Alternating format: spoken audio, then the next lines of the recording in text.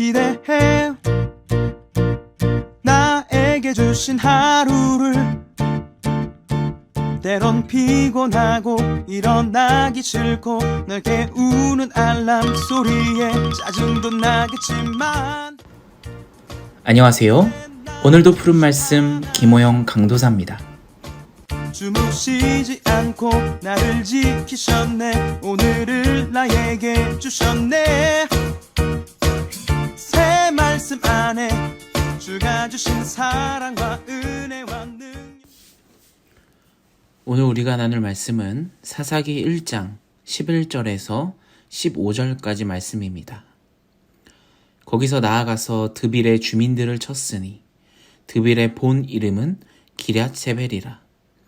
갈렙이 말하기를 기럇세벨을 쳐서 그것을 점령하는 자에게는 내 딸 악사를 아내로 주리라 하였더니 갈렙의 아우 그나스의 아들인 온니엘이 그것을 점령하였으므로 갈렙이 그의 딸 악사를 그에게 아내로 주었더라.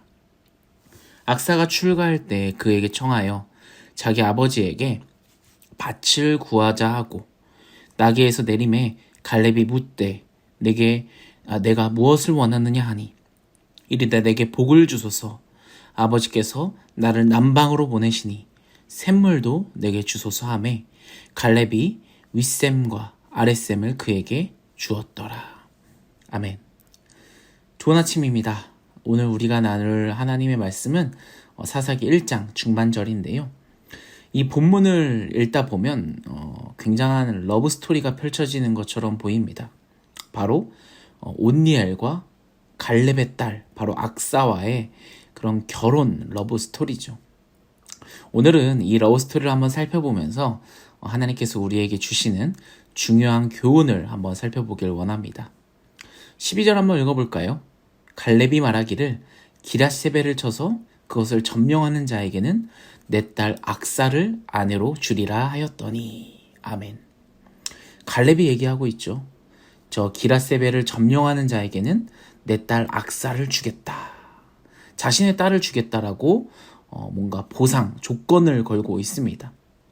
이 말씀을 읽으면서 어떻게 딸이 소유물도 아니고 갈렙 너무하다 라고 생각하시는 분들도 있을 겁니다. 마치 딸이 이 전쟁의 상품처럼 전시되면서 어떻게 이럴 수가 있느냐라고 말이죠. 결혼이라는 게 무엇입니까? 이 당사자끼리의 그 사랑이 전제되어야 되지 않겠습니까? 하지만 이 고대시대 때의 관습을 생각하면 별로 문제될 것이 없습니다. 여기서 기럇세벨은 말씀이라는 뜻을 가지고 있고 드빌이라고도 본문에 써져 있죠. 이 도시의 이름은 바로 말씀이라는 뜻을 가지고 있습니다. 이 책의 도시라는 의미를 가지고 있는 것이죠. 가나안 문화의 중심지로서 이 기럇세벨은 굉장히 이 가나안 시대 때의 중심되는 도시였습니다. 당시 중요 문서로 사용되던 그 토판들이 쌓여 있는 도서관들이 있는 그런 중심지였던 것이죠.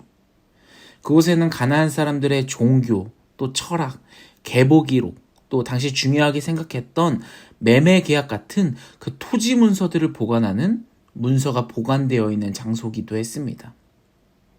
이 기럇세벨을 기럇산나라고도 불렀는데요. 그 뜻은 배움의 도시라는 뜻을 가지고 있습니다. 그러니까 마치 고대 그리스의 아테네와 같은 이 가나안 문화의 굉장한 중심지라는 거죠. 갈렙은 이 중요한 가나안의 중심지를 점령하려고 합니다. 이 책의 도시를 파괴하는 것이 바로 가나안 문화의 핵심을 파괴시키는 것이기도 한 거기 때문이죠. 이런 점에서 갈렙은 이 전쟁을 굉장히 중요하게 생각했는지 이 갈렙의 사위 자격을 전쟁의 포상으로 제시하면서 이 전쟁을 이끌어 나가고 있습니다. 그 이유는 또 이 전쟁이 굉장한 믿음의 사람이 요구가 되기 때문이죠. 이 전쟁 자체가 믿음의 전쟁이기도 합니다. 하지만 오늘 이 스토리를 좀 살펴보면 이러한 포상을 걸고 있는 갈렙의 모습도 신앙 제일주의로 우리가 볼 수 있습니다. 뭔가 배교 문화를 정복하고 하나님의 말씀을 그곳에 세우는 자가 자신의 사위 조건이 되며 자신의 딸의 남편 자격이 될 수 있다라는 것을 갈렙이 요구하고 있다라는 거죠. 갈렙이 이 결혼에 있어서 제시한 결혼 조건은 단 한 가지입니다. 바로 신앙, 바로 믿음만을 제시하고 있습니다. 저도 최근에 결혼해서 알지만 여러분, 결혼할 때 참 쉬운 게 없죠. 준비할 것도 너무나도 많고 옛날에 비해서 요즘은 더 조건들, 그런 필요한 조건들이 정말 많습니다. 그런데 그 조건들을 참 만족하기 쉽지 않은 시대를 우리가 살아가고 있죠. 그래서 그런지 요즘 청년들이 결혼하기 더 어려운 시대를 살고 있습니다.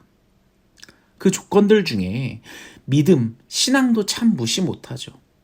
하지만 오늘 갈렙은 이 신앙을 제일로 중요하게 생각하면서 다른 것들보다 신앙만 있으면 된다. 배교 문화를 정복하고 그곳에 하나님의 말씀을 세우는 자만을 인정하고 있는 모습을 갈렙이 보여주고 있습니다. 15절도 읽어볼까요? 이르되 내게 복을 주소서, 아버지께서 나를 남방으로 보내시니 샘물도 내게 주소서 하매 갈렙이 윗샘과 아랫샘을 그에게 주었더라. 아멘. 결국 그 기라세벨은 온니엘이 점령을 하게 되고요. 온니엘은 이 갈렙의 조카이죠. 결국 온니엘은 이 악사와 결혼을 하게 됩니다. 그리고 이 결혼에서 이 신앙만을 중요하게 생각하는 이 장인어른을 만난 온니엘이 악사의 신랑이 된 것이죠. 바로 이스라엘의 첫 사사이기도 하죠. 방금 읽은 말씀처럼 이 온니엘은 특별한 장인의 사랑을 받게 되는데요. 오늘 본문에 보시면 악사가 땅을 달라고 하죠. 그리고 샘물들도 달라고 합니다. 결국 남방의 땅을 받게 되고 그곳에 있는 윗물과 아랫샘물을 받게 됩니다. 이것은 무엇을 의미합니까? 굉장히 풍요롭고 안정된 삶을 의미하죠. 이 남방의 땅은요, 여러분, 특히나 더 건조한 지역입니다. 메마른 남방에 샘을 가지고 있다는 것은 굉장한 풍요로운 삶을 의미하는 거죠. 믿음으로 사는 자에게 물질적인 복으로 영적인 복을 확인시켜주고 있는 것입니다. 이 갈렙의 그런 신앙제일주의 사상이 사랑으로서 또 여러 가지 포상으로서 주어지고 있는 것이죠. 여기까지만 읽으면 굉장한 행복한 러브스토리로 우리가 읽을 수 있습니다.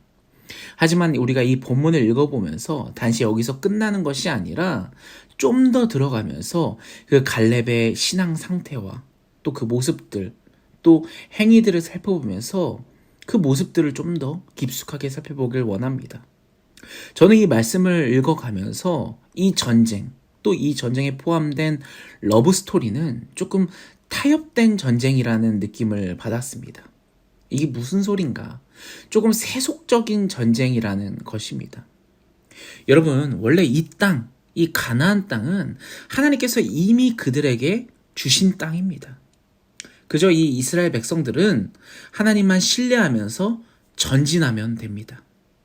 하지만 오늘 본문을 읽어가면서 갈렙이 이 땅을 차지하면서 하나님의 그 언약을 갱신하는 기록의 말은 한 번도 찾아볼 수가 없었습니다.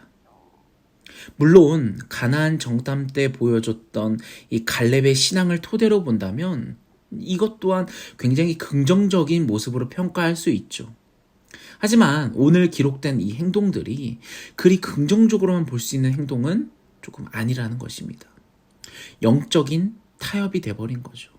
자기의 조카에게 자신의 딸을 주면서까지 이 전쟁에, 이 믿음의 전쟁에 자신의 딸까지 걸어가면서 하는 것들, 이런 것들이 어떻게 보면 그 당시의 풍습이기도 하고 고대 시대의 한 풍습이기도 하겠지만 어떻게 보면 그 신앙에 있어서 조그마한 타협이 되지 않나 생각을 해봅니다.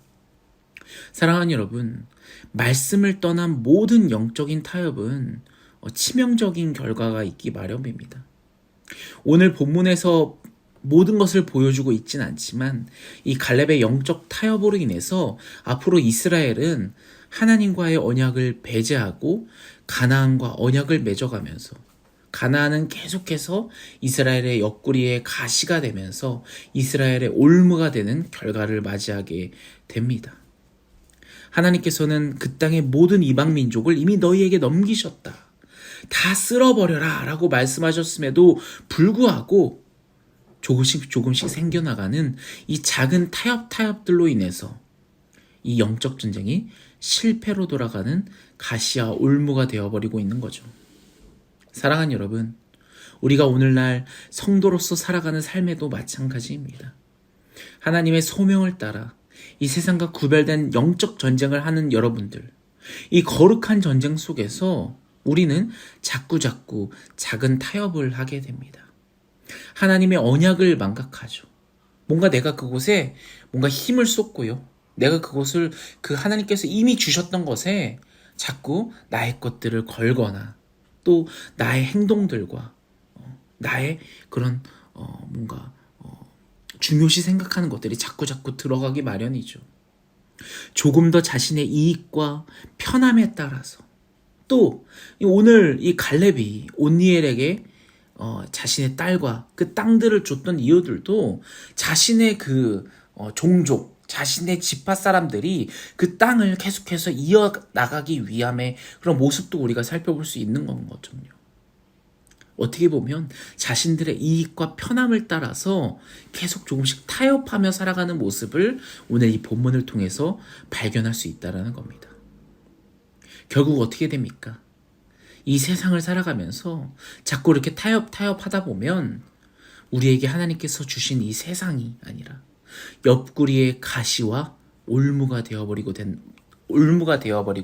만다라는 것입니다.